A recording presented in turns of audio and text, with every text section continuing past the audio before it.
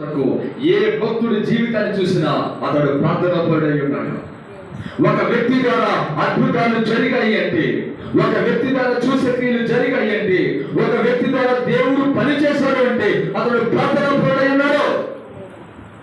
ఆది సంఘము ఈ యావత్తు బ్రాహ్మణానికి సువార్త ప్రకటించగలిగింది అంటే కారణం ఏంటంటే ఆది సంఘము ప్రార్థించే సంఘం. ఆది సంఘము ప్రార్థించే సంఘం. ఏ సంఘము ప్రార్థిస్తాడో ఆ సంఘము ద్వారా దేవుడు అద్భుతాలు చేస్తాడు. ఏ వ్యక్తి ప్రార్థన చేస్తాడో ఆ వ్యక్తి ద్వారా అద్భుతాలు జరుగుతాయి. ఆ వ్యక్తి దేవుణ్ణి భూమి మీదకి తీసుకుని రాగలుగుతాడు. ప్రార్థించే వ్యక్తి దేవుని సింహాసనాన్ని భూమి మీద తీసుకుని వస్తుంది. కాబట్టి దేవుని బిడ్డలారా, మనము ప్రార్థించే వారిపై ఉండాలి. ప్రార్థించవలసిన పేతురేమో నిద్రపోతూ ఉన్నాడు, నిద్రపోవలసిన పౌలేమో ప్రార్థన చేస్తూ ఉన్నాడు. ఈ రాత్రి మనం ఎలా ఉన్నాం? ఈ రాత్రి పరీక్షించుకుందాం. దేవుని వాక్యపు వెలుగులో మనం పరీక్షించుకుందాం. ప్రార్థన చేయడానికి మనకి సమయం ఉందా? ప్రార్థన చేయడానికి మనం సమయాన్ని కేటాయిస్తున్నామా?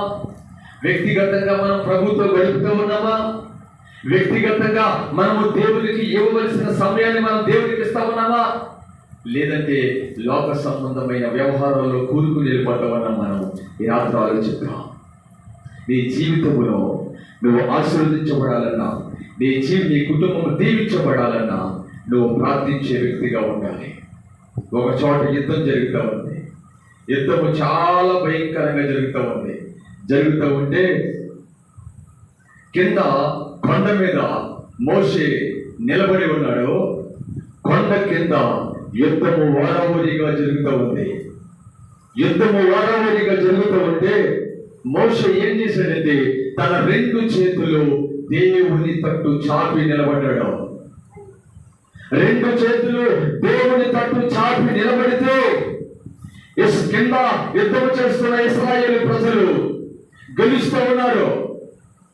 చాలాసేపు అలా ఉన్న తర్వాత చేతులు బరువెక్కిపోయి చేతులు దిగిపోతా ఉన్నాయి.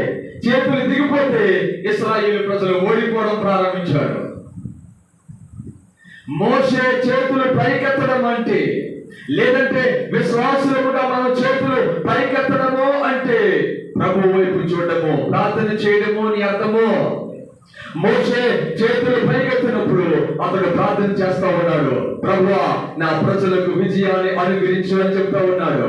నా ప్రజల పక్షంగా యుద్ధం చేయి ప్రభువా, నువ్వు నా ప్రజల మధ్యలోకి దిగిరా ప్రభువా, నా ప్రజల పక్షంగా పని చేయి ప్రభువా, నా ప్రజలను జ్ఞాపకం చేసుకో ప్రభువా అని రకరకాలైన అర్థాలు దానికి మనం చెప్పొచ్చు. దేవుని బిడ్డలారా, మెట్టుకు మోషే చేతులు పైకెత్తినప్పుడు ఇశ్రాయేలు ప్రజలు గెలిచారు. ఎప్పుడైతే చేతులు బరువెక్కిపోయి మోషే చేతులు దిగిపోయాయో ఇశ్రాయేలు ప్రజలు ఓడిపోవడం ప్రారంభించారు.